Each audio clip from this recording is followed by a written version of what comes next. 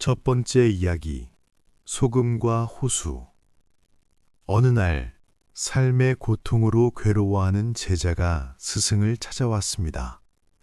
스승은 제자에게 소금 한 줌을 가져오라 했습니다. 그리고는 물이 담긴 작은 컵에 그 소금을 넣고 마시게 했지요. 맛이 어떠냐? 제자는 얼굴을 찌푸리며 대답했습니다. 너무 짜서 마실 수가 없습니다. 스승은 다시 소금 한 줌을 쥐고 제자를 근처의 넓은 호수로 데려갔습니다. 그리곤 소금을 호수에 던지고는 호수의 물을 한 컵 떠서 제자에게 주었습니다. 이제 맛이 어떠냐? 제자가 대답했습니다. 시원하고 맑습니다. 짠맛은 전혀 느껴지지 않습니다. 스승은 미소 지으며 제자의 손을 잡고 말했습니다. 인생의 아픔은 소금과 같습니다.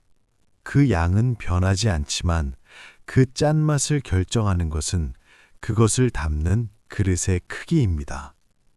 당신의 마음이 작은 물컵이라면 작은 시련에도 짜고 괴로울 것입니다. 하지만 당신의 마음을 넓은 호수처럼 넓힌다면 같은 아픔도 그저 지나가는 작은 파문을 뿐입니다.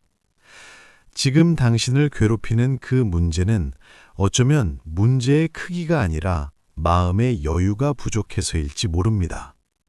고통을 없애려 애쓰리보다 당신의 마음을 호수처럼 넓고 깊게 만드세요. 당신은 그 어떤 슬픔보다 더 넓은 사람입니다. 두 번째 이야기, 진흙 속의 연꽃. 더러운 진흙 웅덩이에서 아름다운 연꽃이 피어났습니다. 지나가던 사람이 물었습니다. 어찌하여 그리 더러운 곳에서 그토록 맑고 향기로운 꽃을 피웠습니까? 연꽃이 대답했습니다. 진흙이 나를 더럽히려 했으나 나는 그 진흙을 양분으로 삼았습니다. 나를 둘러싼 환경이 나쁠수록 나는 더 깊이 뿌리를 내리고 더 환한 꽃잎을 열었을 뿐입니다. 우리는 종종 내가 처한 환경을 탓하고 주변 사람 때문에 내가 불행하다고 생각합니다. 하지만 연꽃은 진흙을 탓하며 시들어버리지 않았습니다. 오히려 그 진흙 덕분에 가장 고귀한 꽃이 되었습니다. 지금 당신의 상황이 진흙탕처럼 답답하고 힘들게 느껴지나요? 그렇다면 기억하십시오.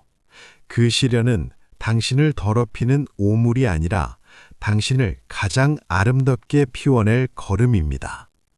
환경에 물들지 않고 그 안에서 스스로를 피워내는 당신은 이미 진흙 속의 연꽃처럼 고결한 존재입니다. 세 번째 이야기, 빈 배. 한 뱃사공이 강을 건너고 있었습니다. 그런데 저만치에서 배 한 척이 자신의 배를 향해 빠르게 다가왔습니다. 뱃사공은 소리쳤습니다. 이봐요, 부딪히겠소. 방향을 돌리시오. 하지만 상대방 배는 멈추지 않고 그대로 달려와 쾅 하고 부딪혔습니다. 뱃사공의 화가 머리끝까지 나서 고함을 지르며 상대방 배를 보았습니다. 그러나 그 배에는 아무도 타고 있지 않았습니다. 그저 강물에 떠내려온 빈 배였던 것입니다. 뱃사공의 분노는 순식간에 사라졌습니다. 화낼 대상이 없으니 화를 낼 수도 없었습니다. 우리가 세상에 화를 내는 이유는 그 일이 나를 향한 누군가의 의도라고 생각하기 때문입니다.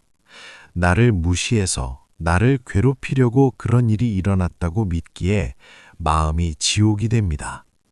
하지만 세상을 조금만 떨어져서 바라보면 당신을 아프게 하는 많은 일들은 그저 강물에 떠내려온 빈 배와 같습니다. 그들은 그저 자신의 업보대로 자신의 상황대로 흘러가다 당신과 스쳤을 뿐입니다.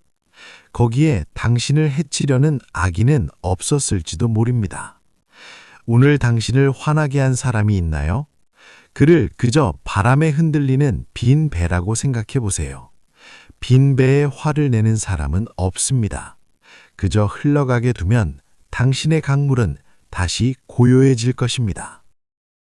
네 번째 이야기, 세공사의 망치질. 왕이 최고의 보석 세공사에게 거친 다이아몬드 원석을 맡겼습니다. 이것을 세상에서 가장 아름다운 보석으로 만들어라. 세공사는 매일같이 망치와 정으로 원석을 쪼고 깎아내기 시작했습니다. 만약 돌이 말을 할 수 있다면 이렇게 비명을 질렀을 것입니다. 나를 왜 이렇게 아프게 합니까? 왜 나를 부수고 깎아내립니까? 하지만 세공사는 멈추지 않았습니다. 오랜 시간이 흐른 뒤 울퉁불퉁하고 거칠었던 돌은 빛을 머금은 찬란한 다이아몬드가 되었습니다. 당신은 지금 인생이라는 세공사에게 깎이고 있는 중일지도 모릅니다. 원치 않는 이별, 실패, 좌절이라는 망치질이 너무나 아프고 야속게 느껴질 수 있습니다. 왜 하필 나에게 이런 일이 생길까라며 눈물 흘릴 수도 있습니다. 하지만 믿으십시오. 그 모든 아픔은 당신을 부서뜨리기 위함이 아닙니다. 당신 안에 숨겨진 가장 빛나는 모습을 드러내기 위한 과정입니다. 깎여나가는 고통 없이는 영롱한 빛도 없습니다. 지금의 시련이 지나고 나면 당신은 이전보다 훨씬 더 단단하고 아름답게 빛나고 있을 것입니다. 당신은 지금 보석이 되고 있는 중입니다. 다섯 번째 이야기, 두 마리의 놀트. 지혜로운 주장이 손자에게 말했습니다. 얘야, 사람의 마음속에는 두 마리의 놀트가 싸우고 있단다. 한 마리는 분노, 질투, 슬픔, 후회, 탐욕이라는 악한 놀트이고 다른 한 마리는 기쁨, 평화, 사랑, 희망, 친절이라는 선한 놀트란다. 손자가 눈을 반짝이며 물었습니다. 할아버지, 그럼 두 놀트가 싸우면 누가 이기나요? 주장은 빙그레 웃으며 대답했습니다. 그건 말이다. 네가 먹이를 주는 놀트가 이긴단다. 오늘 하루 당신은 어떤 놀트에게 먹이를 주었나요? 일어나지도 않은 일에 대한 걱정, 지나간 일에 대한 후회, 타인을 향한 미움, 혹시 이런 감정들에게 계속 관심을 주며 마음속의 불안을 키우지는 않았나요? 우리의 마음은 정원과 같아서 관심이라는 물을 주는 씨앗이 자라나게 되어 있습니다. 부정적인 생각이 떠오를 때 스스로를 다독여 주세요. 괜찮아, 그럴 수 있어 라며 따뜻한 긍정의 먹이를 건네주세요. 당신이 평화와 감사에 더 자주 눈길을 줄 때 당신의 마음은 비로소 사나운 짐승의 굴이 아닌 평온한 안식처가 될 것입니다. 여섯 번째 이야기, 깨진 항아리의 노래.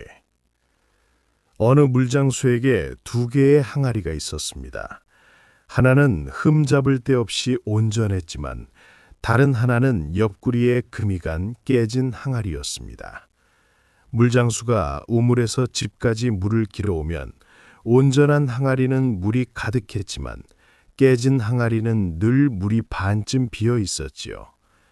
깨진 항아리는 자신의 부족함이 너무나 부끄러워 어느 날 물장수에게 말했습니다. 주인님, 저는 금이 가서 당신의 수고를 헛되게 만듭니다. 저를 버리고 새 항아리를 구하세요. 물장수는 따뜻한 눈빛으로 항아리를 어루만지며 말했습니다. 우리가 걸어온 길가 옆을 보았느냐? 그곳에는 예쁜 들꽃들이 길을 따라 아름답게 피어 있었단다. 나는 네가 금이 간 것을 이미 알고 있었단다. 그래서 네가 있는 쪽에 꽃씨를 뿌려두었지. 네가 물을 흘려준 덕분에 이 메마른 길가에 이렇게 아름다운 꽃이 피어난 거란다. 우리는 누구나 마음에 금이 간 깨진 항아리들입니다. 남들보다 부족해 보이고 실수가 잦은 내 모습이 초라하게 느껴질 때가 있습니다. 하지만 완벽하지 않기에 나눌 수 있는 온기가 있고 상처가 있기에 타인의 아픔을 이해하는 꽃을 피울 수 있습니다. 당신의 결점은 감추어야 할 부끄러움이 아닙니다. 그 틈새야말로 누군가에게 생명을 전하는 통로가 될 수 있습니다. 당신이라는 존재는 그 틈조차 아름답습니다. 7번째 이야기. 내려놓음의 무게. 두 승려가 여행을 하다가 물이 불어난 강가에 도착했습니다. 그때 한 여인이 강을 건너지 못해 발을 동동 구르고 있었죠. 나이가 든 승려는 주저없이 여인을 등에 업고 강을 건너주었습니다. 그런데 젊은 승려는 그 모습이 못마땅했습니다. 수행자가 여인의 몸에 손을 댔다는 것이 계율에 어긋난다고 생각했기 때문입니다. 강을 건너고 한참을 걷는 동안 젊은 승려는 계속해서 불편한 기색을 비쳤습니다. 결국 참다 못해 따지듯 물었습니다. 스님, 어찌하여 수행자가 여인을 업을 수 있습니까? 그러자 나이든 승려가 담담하게 대답했습니다. 나는 그 여인을 강가에 이미 내려놓고 왔구려. 자네는 아직도 그 여인을 업고 있구려. 지나간 일은 이미 강 건너편에 있습니다. 하지만 우리는 종종 과거의 실수나 누군가가 던진 상처 주는 말을 마음속에 짊어지고 며칠을, 아니 몇 년을 걷곤 합니다. 몸은 이곳에 있지만 마음은 여전히 그때 그 사건 속에 머물러 있어 스스로를 괴롭히고 있지는 않나요? 이제 그 무거운 짐을 내려놓으세요. 이미 끝난 일을 계속 짊어지고 가기에 당신의 남은 여정은 너무나 소중합니다. 마음에서 내려놓을 때 비로소 진짜 여행이 시작됩니다. 8번째 이야기. 거절당한 선물. 어느 날 한 남자가 부처님을 찾아와 온갖 욕설과 비난을 퍼부었습니다. 하지만 부처님은 그저 평온한 미소로 듣고만 계셨지요. 남자가 지쳐서 말을 멈추자 부처님이 조용히 물으셨습니다. 그대가 누군가에게 선물을 주었는데 상대가 받지 않는다면 그 선물은 누구 것이요? 남자는 퉁명스럽게 대답했습니다. 그야 당연히 준 사람의 것이지. 부처님은 고개를 끄덕이며 말씀하셨습니다. 맞소. 나는 그대가 방금 쏟아낸 욕설과 비난을 받지 않았소. 그러니 그 모든 말은 오롯이 그대의 것이요. 세상에는 이유 없이 당신에게 화살을 쏘는 사람들이 있습니다. 그들의 무례함과 분노를 당신의 마음 안으로 들이지 마세요. 택배가 왔다고 해서 원치 않는 물건을 모두 받을 필요는 없습니다. 당신이 반응하지 않고 마음의 문을 열어주지 않으면 그 부정적인 감정은 결국 주인을 찾아 돌아가게 됩니다. 당신의 평온을 지키는 가장 강력한 방패는 받지 않음이라는 지혜입니다. 당신은 쓰레기를 선물로 착각해 받아들일 필요가 없는 고귀한 사람입니다. 9번째 이야기. 할머니의 두 딸. 매일 울고 있는 할머니가 있었습니다. 맑은 날에는 큰딸내 우산 장사가 안 될 텐데 어쩌나 하며 울고, 비가 오는 날에는 작은 딸내 집신 장사가 공칠 텐데 어쩌나 하며 울었지요. 지나가던 스님이 그 사연을 듣고 빙그레 웃으며 말했습니다. 할머니, 이제부터는 매일 웃으실 수 있겠군요. 맑은 날에는 집신 장사 딸이 돈을 많이 벌어 좋고, 비가 오는 날에는 우산 장사 딸이 대박이 나서 좋으니 말입니다. 할머니는 그제야 무릎을 치며 웃음을 되찾았습니다. 상황은 하나도 변하지 않았습니다. 변한 것은 오직 바라보는 마음뿐이었습니다. 행복과 불행은 일어나는 사건 그 자체가 아니라 그 사건을 바라보는 우리의 해석에 달려 있습니다. 지금 당신을 힘들게 하는 그 일이 고개를 조금만 돌려보면 뜻밖의 기회가 될 수도 감사의 이유가 될 수도 있습니다. 어둠 속에서도 별을 찾는 눈을 가지세요. 당신의 마음이 바뀌면 세상의 풍경도 기적처럼 바뀝니다. 12번째 이야기. 독화살의 비유. 어떤 사람이 독화살을 맞았습니다. 의사가 와서 화살을 뽑으려 하자 그 사람은 의사를 막으며 말했습니다. 잠깐, 이 화살을 누가 쏘았는지, 그가 남자인지 여자인지, 화살 깃은 무슨 새의 털로 만들었는지 알기 전에는 절대 뽑지 않겠소. 부처님은 이 이야기를 들려주시며 말씀하셨습니다. 그가 모든 답을 알아낼 때쯤이면 독이 퍼져 이미 죽고 말 것이다. 우리는 종종 문제의 원인을 파헤치느라 정작 치료해야 할 상처를 방치하곤 합니다. 왜 나에게 이런 일이 일어났지? 누구의 잘못이지? 를 따지는 동안 우리의 마음은 점점 더 병들어 갑니다. 지금 중요한 것은 분석이 아니라 치료입니다. 원인을 따지며 시간을 보내기보다 지금 아픈 당신의 마음을 먼저 보듬어 주세요. 화살을 먼저 뽑으십시오. 살아내는 것, 그리고 다시 건강해지는 것이 그 무엇보다 중요합니다. 13번째 이야기, 메아리. 산골 소년이 엄마에게 꾸중을 듣고 화가 나서 산을 향해 소리쳤습니다. 미워! 다 싫어! 그러자 산에서도 미워! 다 싫어! 하고 되돌아오는 소리가 들렸습니다. 소년이 겁이 나서 엄마에게 달려가 산에 나를 미워하는 괴물이 산다고 울먹였습니다. 엄마는 소년을 데리고 다시 산으로 가서 말했습니다. 이번에는 사랑해 고마워라고 외쳐보렴. 소년이 용기를 내어 외치자 산도 다정하게 사랑해 고마워라고 대답해 주었습니다. 세상은 거대한 거울이자 메아리입니다. 내가 세상에 내보낸 감정은 반드시 돌고 돌아 나에게로 돌아옵니다. 누군가를 미워하면 그 미움의 파동이 내 하루를 망치고 누군가를 축복하면 그 따뜻한 기운이 나를 먼저 감싸 안습니다. 혹시 주변이 차갑게 느껴진다면 내가 먼저 따뜻한 말을 건네보세요. 당신이 웃으면 세상도 당신을 따라 웃을 준비가 되어 있습니다. 좋은 소리를 내면 반드시 좋은 메아리가 돌아옵니다. 14번째 이야기, 대나무의 매듭. 대나무는 얇고 속이 비어있지만 거센 태풍에도 쉽게 부러지지 않습니다. 그 비결은 바로 중간중간 맺혀있는 매듭 때문입니다. 대나무가 자라다가 성장을 멈추고 고통을 견디며 생긴 흔적이 바로 매듭입니다. 그 매듭이 있기에 대나무는 하늘 높이 곧게 뻗어 올라갈 수 있습니다. 인생에도 멈춰서야만 하는 순간들이 찾아옵니다. 실패, 이별, 병환과 같은 시련들이 우리의 발목을 잡는 것만 같습니다. 하지만 그 시간은 당신이 무너지는 시간이 아닙니다. 당신의 인생에 단단한 매듭이 생기는 시간입니다. 지금 겪고 있는 이 아픔이 당신을 지탱해 줄 가장 강한 부분이 될 것입니다.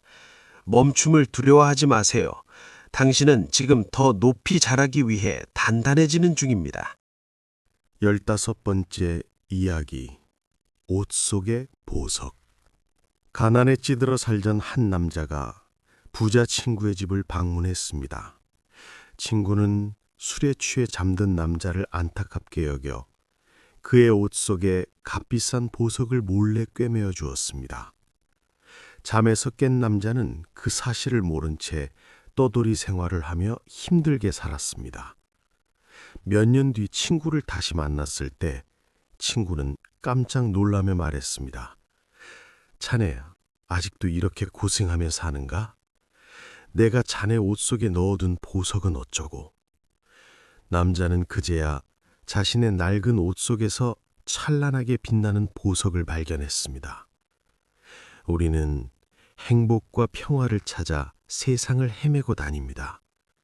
하지만 진정한 보물은 이미 당신 안에 있습니다.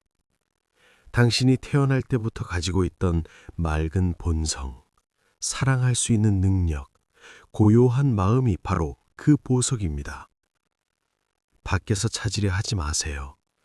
당신은 가난한 거지가 아니라 보석을 품고 있는 왕입니다. 가만히 내면을 들여다보세요. 당신은 이미 당신이 찾는 그 모든 것을 가지고 있습니다. 16번째 이야기, 세옹지마의 지혜. 어느 노인이 기르던 귀한 말이 국경을 넘어 도망쳤습니다. 마을 사람들이 위로하자 노인은 담담히 말했습니다. 이 일이 복이 될지 누가 알겠소. 얼마 후 도망친 말이 훌륭한 야생마를 데리고 돌아왔습니다. 사람들이 축하하자 노인은 다시 말했습니다. 이 일이 화가 될지 누가 알겠소. 아들이 그 말을 타다 떨어져 다리가 부러졌을 때도, 전쟁이 나서 다른 젊은이들이 징집될 때 아들은 다리 때문에 무사했을 때도 노인의 마음은 흔들리지 않았습니다. 인생은 한치 앞을 알 수 없는 파도와 같습니다. 지금 당신에게 닥친 불행이 훗날 가장 큰 선물이 될 수도 있고, 지금의 달콤한 성공이 내일의 시련이 될 수도 있습니다. 그러니 일이 일비하며 마음을 소모하지 마세요. 좋은 일에도 들뜨지 않고 나쁜 일에도 절망하지 않는 마음, 그 평정심이야말로 거친 인생의 파도를 가장 안전하게 건너는 배입니다. 흐르는 대로 두십시오. 삶은 결국 가장 알맞은 곳으로 당신을 데려다 줄 것입니다. 17번째 이야기, 항아리 속의 사탕. 사탕을 좋아하는 원숭이가 있었습니다. 원숭이는 입구가 좁은 항아리 속에 손을 넣어 사탕을 한 움큼 쥐었습니다. 하지만 주먹을 쥔 손은 항아리 입구보다 커서 빠져나오지 않았습니다. 원숭이는 울부짖으며 발버둥 쳤지만 손은 빠지지 않았습니다. 지나가던 사람이 안타까워하며 말했습니다. 손을 펴고 사탕을 놓으면 손을 뺄 수 있단다. 하지만 원숭이는 사탕을 잃는 것이 두려워 끝내 주먹을 펴지 못했습니다. 혹시 당신도 원숭이처럼 무언가를 꽉 쥐고 있기에 고통받지는 않나요? 놓치고 싶지 않은 사람, 포기할 수 없는 자존심, 과거의 영광, 그것을 쥐고 믿느라 당신은 지금 이 자유로운 세상으로 나오지 못하고 있습니다. 꽉 쥐인 주먹으로는 아무것도 할 수 없지만 빈손은 무엇이든 다시 잡을 수 있고 누군가의 손을 잡아줄 수도 있습니다. 용기를 내어 손을 펴보세요. 18번째 이야기, 검은 고의 줄. 수행에 지친 제자가 부처님께 물었습니다. 열심히 정진하면 몸이 고단하고 쉬자니 게으러지는 것 같습니다. 어찌해야 합니까? 부처님은 그가 검은 고의 명수였음을 알고 물으셨습니다. 검은 고 줄을 너무 팽팽하게 조이면 소리가 어떠하냐? 줄이 끊어지고 맙니다. 그럼 너무 느슨하게 하면 어떠하냐? 소리가 나지 않습니다. 부처님이 미소 지으며 말씀하셨습니다. 수행도 그와 같다. 너무 애쓰면 마음이 들뜨고 너무 놓아버리면 게을러진다. 치우치지 않게 균형을 유지해야 아름다운 소리가 난다. 우리는 너무 잘하려고 애쓰다가 제풀에 지쳐 쓰러지곤 하죠. 혹은 포기하고 싶어 기진맥진해지기도 합니다. 인생이라는 악기를 연주하는 비결은 적당함에 있습니다. 오늘 하루 너무 달렸다면 잠시 멈추어 줄을 늦추고 너무 늘어졌다면 다시 마음을 다잡아 줄을 조이세요. 그 중도의 균형 속에서 당신의 삶은 가장 아름다운 선율을 만들어낼 것입니다. 너무 애쓰지 않아도 괜찮습니다. 꾸준히 이어지는 그 리듬이 중요합니다. 19번째 이야기, 파도와 바다. 작은 파도가 바다 위를 달리다가 겁에 질렸습니다. 앞서가던 큰 파도들이 해안에 부딪혀 산산이 부서지는 것을 보았기 때문입니다. 어떡하지? 나도 곧 저렇게 부서져 사라질 거야. 너무 무서워. 그때 옆에 있던 큰 파도가 웃으며 말했습니다. 너는 중요한 사실을 모르고 있구나. 내가 사라진다는 사실보다 중요한 게 있어? 우리는 파도가 아니라 바다의 일구란다. 모양이 잠시 파도일 뿐이지 부서져도 우리는 다시 바다로 돌아가는 거야. 우리는 종종 나라는 작은 모습에 갇혀 죽음과 이별, 사라짐을 두려워합니다. 하지만 기억하세요. 당신은 고립된 작은 파도가 아니라 거대한 우주라는 바다의 일부입니다. 당신의 존재는 사라지는 것이 아니라 더 크고 깊은 곳으로 돌아가는 것입니다.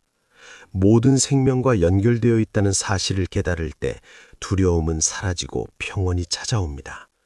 당신은 잠시 일어난 물결일 뿐이지 본래 깊고 푸른 바다입니다. 20번째 이야기, 거울의 먼지. 한 남자가 더러워진 거울을 보며 불평했습니다. 왜 이 거울이 탁하지? 내 얼굴이 흉하게 보이잖아. 그는 거울을 탓을하며 새 거울을 사려 했습니다. 현자가 다가와 마른 수건으로 거울을 쓱쓱 닦아주었습니다. 그러자 거울이 다시 맑게 빛나며 남자의 얼굴을 선명하게 비추었습니다. 거울이 탁한 것이 아니라 그 위에 먼지가 앉았을 뿐입니다. 우리의 마음은 본래 맑은 거울과 같습니다. 하지만 살아가면서 탐욕, 분노, 어리석음이라는 먼지가 내려앉아 세상을 왜곡되게 바라보게 합니다. 세상이 험하고 사람들이 나쁘게 보인다면 혹시 내 마음의 거울에 미움의 먼지가 쌓인 것은 아닌지 살펴보세요. 매일 잠시 멈추어 마음을 닦아내는 시간을 가지세요. 먼지가 거친 당신의 본래 마음은 세상 무엇보다 맑고 빛나는 존재입니다. 21번째 이야기. 어둠 속의 뱀. 한 나그네가 캄캄한 밤길을 걷다가 발밑에 뱀이 있는 것을 보고 소스라치게 놀랐습니다. 공포에 질려 식은땀을 흘리며 꼼짝도 못하고 밤을 지새웠지요. 날이 밝아 아침 햇살이 비치자 그는 허탈하게 웃고 말았습니다. 그것은 뱀이 아니라 길게 늘어진 새끼줄이었기 때문입니다. 그를 밤새 괴롭힌 것은 뱀이 아니라 뱀이라고 밀었던 자신의 착각이었습니다. 우리가 겪는 불안과 공포의 대부분은 실체가 없습니다. 일이 잘못되면 어쩌지? 저 사람이 나를 싫어하면 어쩌지? 이런 생각들은 어둠 속에서 마주친 새끼줄과 같습니다. 아직 오지 않은 미래를 미리 당겨와서 괴로워하지 마세요. 지혜의 빛으로 자세히 들여다보면 당신을 두렵게 하던 그것은 아무것도 아닌 낡은 밧줄에 불과할지도 모릅니다. 두려움은 당신의 생각이 만들어낸 그림자일 뿐입니다. 22번째 이야기. 불타는 숯. 부처님께서 말씀하셨습니다. 화를 품고 남에게 던지려는 것은 뜨겁게 달아오른 숯을 맨손으로 쥐고 있는 것과 같다. 그 숯을 던지기도 전에 화상을 입는 것은 바로 너 자신이다. 누군가가 미워서 분노를 곱씹고 있나요? 그 사람을 응징하고 싶어 밤잠을 설치나요? 하지만 그 뜨거운 분노는 상대방에게 닿기도 전에 당신의 마음과 몸을 먼저 까맣게 태우고 있습니다. 상대를 위해서가 아니라 소중한 당신 자신을 위해 그 숯덩이를 놓아버리세요. 손에서 숯을 놓아야 상처가 아물기 시작합니다. 용서는 나에게 주는 가장 시원한 연고입니다. 23번째 이야기. 세계의 채. 어떤 사람이 소크라테스를 찾아와 다급하게 말했습니다. 선생님, 친구분에 대해 놀라운 이야기를 들었습니다. 소크라테스가 말을 막으며 물었습니다. 그 이야기를 하기 전에 세 개의 채를 통과했는지 확인해 보게. 첫 번째, 그것이 진실이라는 증거가 있는가? 아니요, 그냥 전해 들었습니다. 그럼 두 번째, 그 이야기가 좋은 내용인가? 아니요, 오히려 나쁜 이야기입니다. 마지막 세 번째, 그 이야기가 나에게 유익한가? 별로 그렇진 않았습니다. 소크라테스는 웃으며 말했습니다. 진실인지도 모르고 좋지도 않고 유익하지도 않은 말을 굳이 내게 할 필요가 있겠나? 우리는 무심코 뱉은 말로 업을 쌓고 타인의 마음에 생채기를 냅니다. 누군가에 대해 말하고 싶을 때 마음속에 세 개의 채를 준비하세요. 사실인가? 좋은 말인가? 필요한 말인가? 이 채를 거르지 못한 말들은 침묵 속에 묻어두는 것이 낫습니다. 말을 아낄수록 마음의 향기는 짙어지고 당신의 언어에는 품격이 깃들 것입니다. 24번째 이야기. 참나무와 갈대. 거센 태풍이 몰아치던 날이었습니다. 아주 크고 단단한 참나무는 바람에 맞서 버티다가 그만 뿌리째 뽑혀 쓰러지고 말았습니다. 하지만 그 옆에 있던 여린 갈대들은 바람이 부는 대로 이리저리 휘어지며 무사했습니다. 쓰러진 참나무가 물었습니다. 너희들은 그렇게 약한데 어떻게 이 거센 바람을 이겨냈느냐? 갈대가 대답했습니다. 당신은 바람과 싸워 이기려 했기에 부러졌지만 우리는 바람에 몸을 맡기고 굽혔기에 다시 일어날 수 있었습니다. 강한 것이 살아남는 것이 아니라 유연한 것이 살아남습니다. 반드시 이래야만 해라는 고집과 경직된 사고는 시련이라는 바람 앞에서 쉽게 부러집니다. 힘든 일이 닥치면 억지로 맞서려 하지 말고 갈대처럼 부드럽게 상황을 받아들이고 흘려보내세요. 지는 것이 아닙니다. 부드러움이 강함을 이기는 지혜입니다. 유연한 당신의 마음은 어떤 시련에도 꺾이지 않습니다. 25번째 이야기. 등불을 든 시각장애인. 한 시각장애인이 밤길을 걷는데 손에 등불을 들고 있었습니다. 지나가던 사람이 의아해하며 물었습니다. 앞을 보지 못하신데 등불이 무슨 소용입니까? 그러자 그가 온화하게 웃으며 대답했습니다. 이 등불은 저를 위한 것이 아닙니다. 어두운 밤길에 다른 사람들이 저와 부딪혀 넘어지지 않게 하려는 것입니다. 남을 비추는 것이 곧 나를 지키는 길이니까요. 나만 잘 살면 될 것 같은 세상이지만 우리는 모두 연결되어 있습니다. 타인을 위한 작은 배려와 친절은 돌고 돌아 결국 나를 보호하는 빛이 됩니다. 내가 세상에 친절할 때 세상도 나에게 안전한 곳이 됩니다. 오늘 당신이 켠 작은 배려의 등불 하나가 누군가의 어둠을 밝히고 당신의 길 또한 환하게 비춰줄 것입니다. 당신은 이미 누군가의 따뜻한 빛입니다. 마무리. 오늘 들려드린 이야기들이 당신의 가슴 속에 잔잔한 물결처럼 스며들었기를 바랍니다. 마음이 흔들릴 때마다 이 고요한 숲을 기억해 주세요. 당신의 내면에는 어떤 시련도 이겨낼 지혜와 힘이 있습니다. 이제 모든 생각을 내려놓고 깊고 편안한 휴식 속으로 들어가십시오. 평온하십시오. 행복하십시오.